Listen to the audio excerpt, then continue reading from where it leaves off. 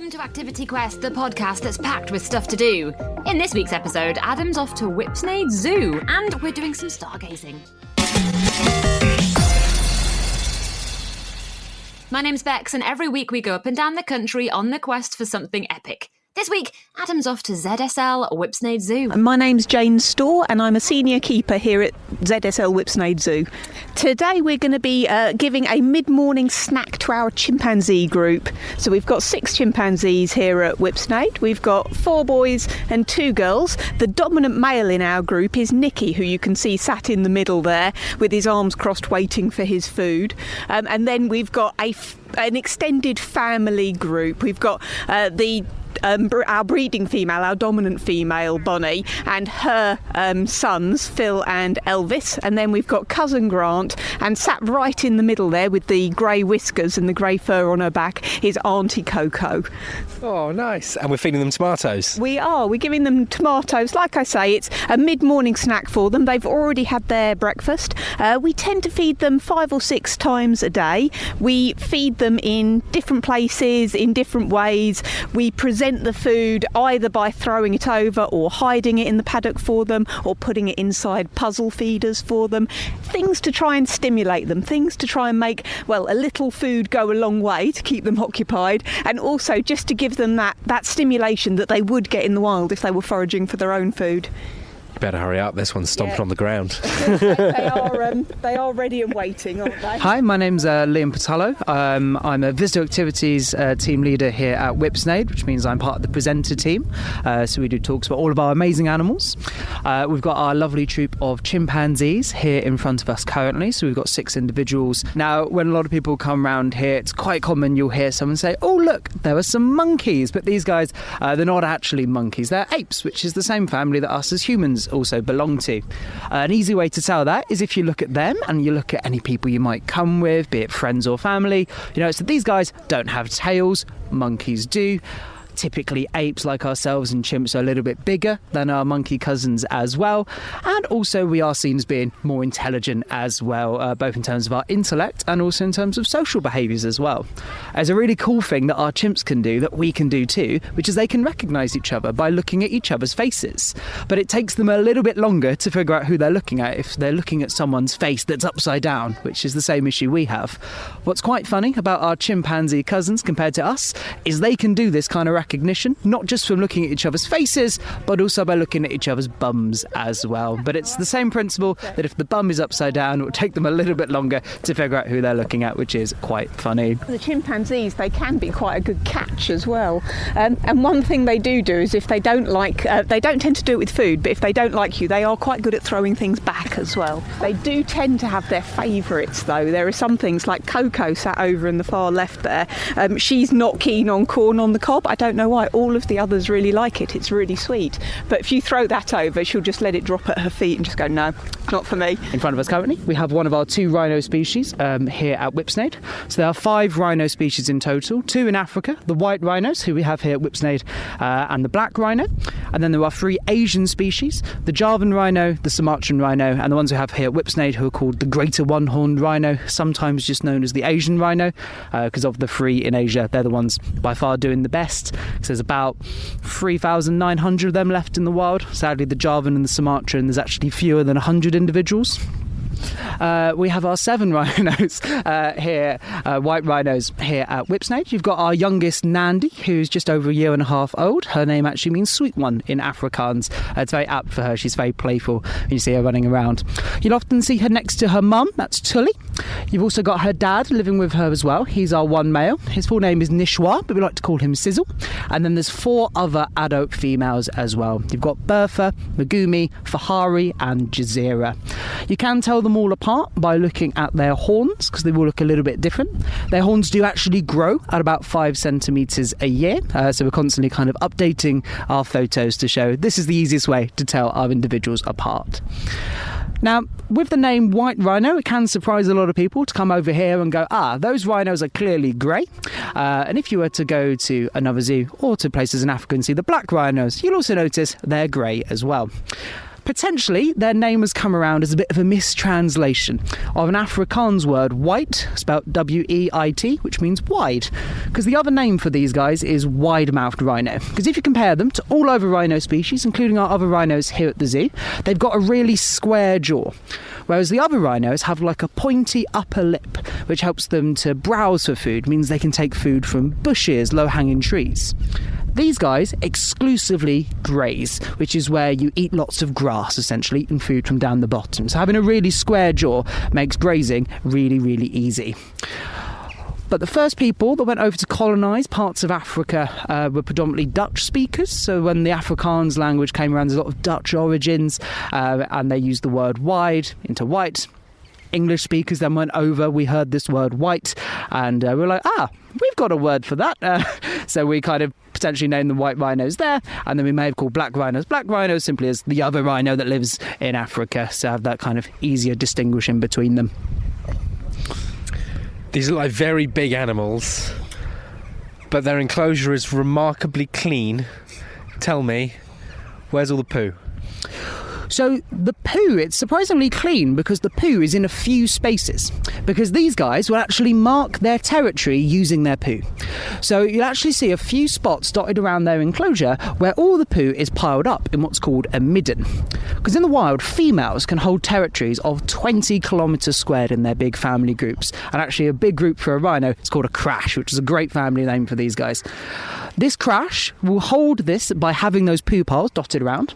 Males like Sizzle, he would go around a few different females' territories, typically a smaller area of only about 3 kilometres squared or so, overlapping with different sets of females, and he'll not just top up these poo piles as well, these middens, but he'll also spray as well with his urine, and you'll see him kind of wag his tail when he does that, and he can fire his urine at about 6 feet. If you look at our rhinos, it's not uncommon that you see animals like magpies and other birds around them as well, because any insects and things like that on our rhinos you see them try and feed on. Sizzle has been known to be able to hit some of these birds with his urine while he's doing this spaying behaviour, which is very amusing to watch. That's the most perfect fact I've ever heard. That's a fact, isn't it? That'll count.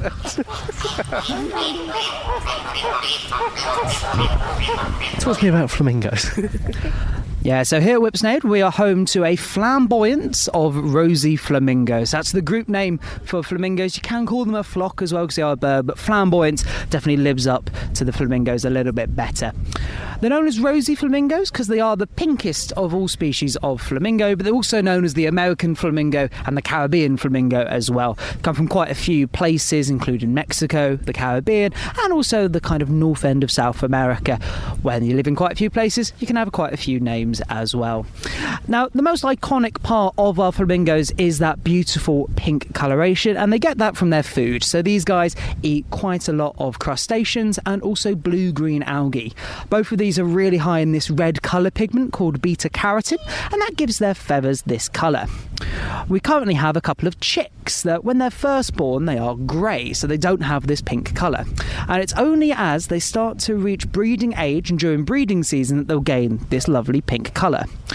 What's quite funky though is that the parents, for the first 2 weeks or so of the chick being alive, they will actually feed the chick with a special type of milk they produce called crop milk.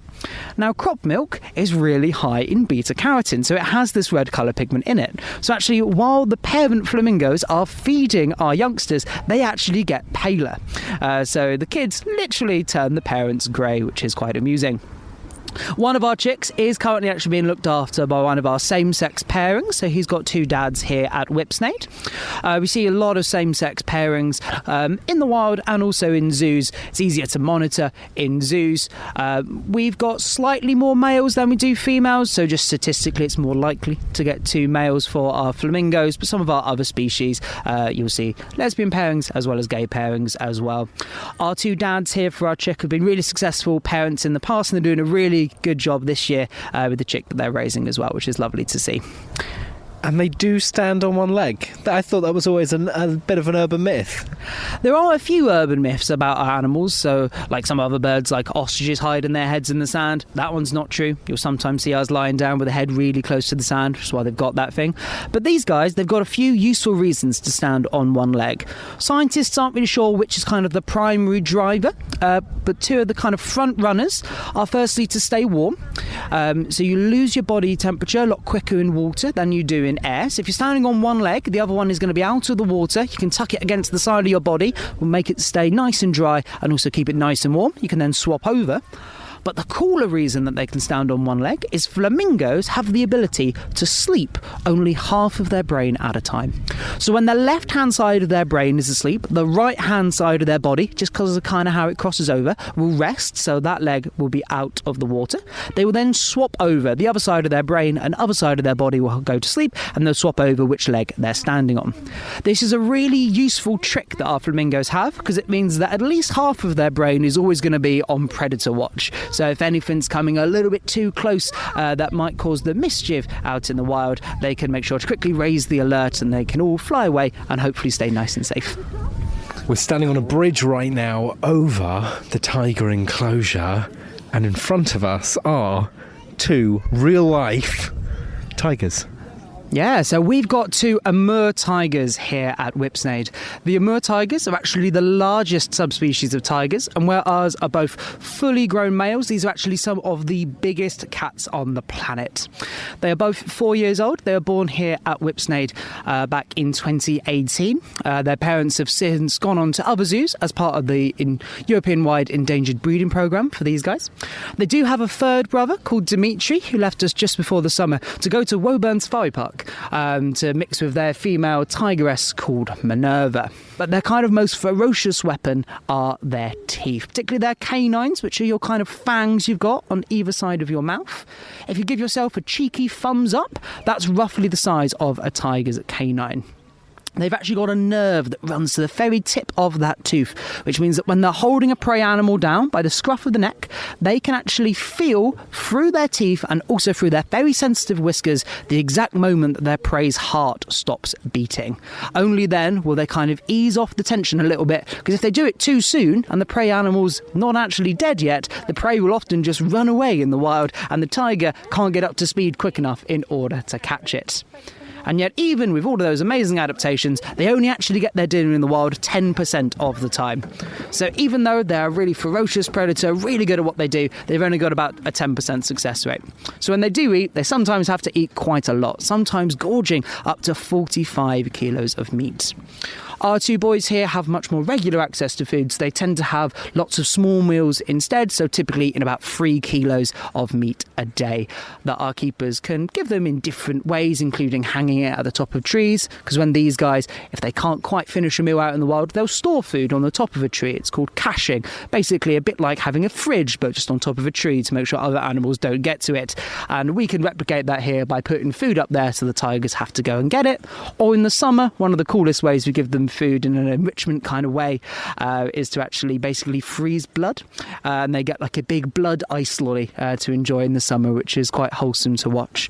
Probably not a flavour I'd recommend for humans, but our tigers, they love it. Find out more by searching for ZSL. Now, it's the time of the podcast where we go back into our back gardens or balconies or parks to find out what's happening in the natural world. This week, things are looking up.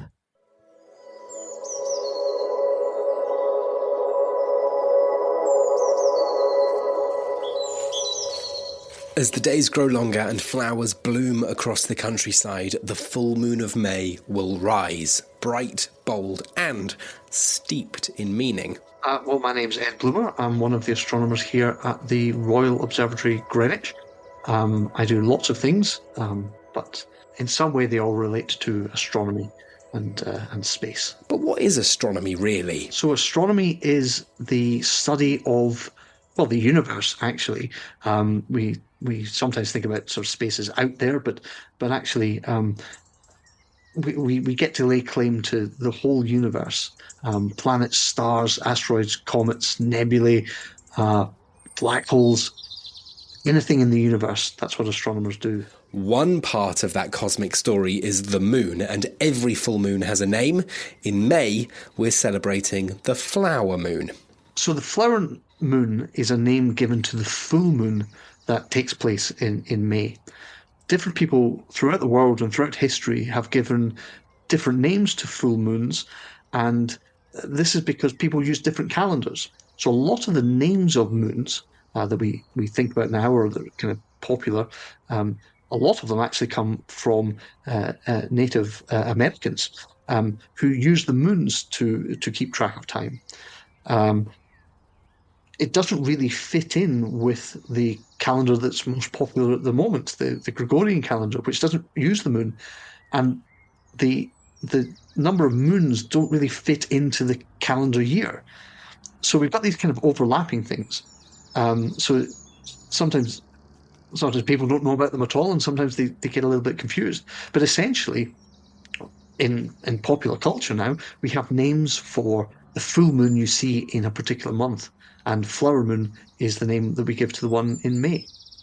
And while the name reflects blooming flowers in springtime, what we see in the sky can seem even more magical. When you see the moon low on the horizon, that's often when it looks really, really big, and it's an illusion. If you put your arm out nice straight to a thumbs up sign, your thumb will pretty much cover up the moon. And if you try and do that when you think, oh, the moon looks really big, and then try it another time when the moon doesn't look particularly big, you'll actually realize it's the same size. So those sort of weird illusions, they happen with the flower moon, like they'll happen with any other moon as well. Things like going red, well, that can be the light passing through the Earth's atmosphere, but it could also be that there is a lunar eclipse. Actually, when the moon is in such a position that the Earth has basically moved in one sense, if you could sort of zoom out, and we're floating out in space and you could see all this happening, the Earth is essentially got in between the sun and the moon. If you want to make the most of your moon gazing, take a moment to unplug. The moon, the flower moon, I beg your pardon, is happening on May the 12th. That's the moment that it happens. But actually, a couple of days either side of that, you'll still see a big, impressive moon. The main thing I say with all astronomy is you essentially have to take a little bit of time. If you're looking at your phone or you're looking at bright lights and things like that, that makes it harder for your eyes to see. So what you want to do is get outside, relax, look into the sky. You will spot it. A full moon is pretty unmistakable. As long as the weather's okay, you'll spot it. But you don't have to wait for the absolute moment when the full face of the moon is illuminated. You'll be okay a couple of days either side of that. So whether you're looking up on May 12th or a night either side, let the flower moon guide you into a moment of stillness and connection with the universe.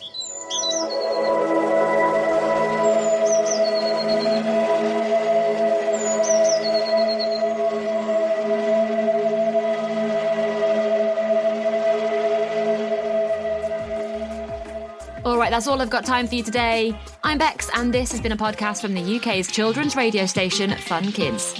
Listen to me on your DAB digital radio, online, on the free Fun Kids mobile app, and on your smart speaker.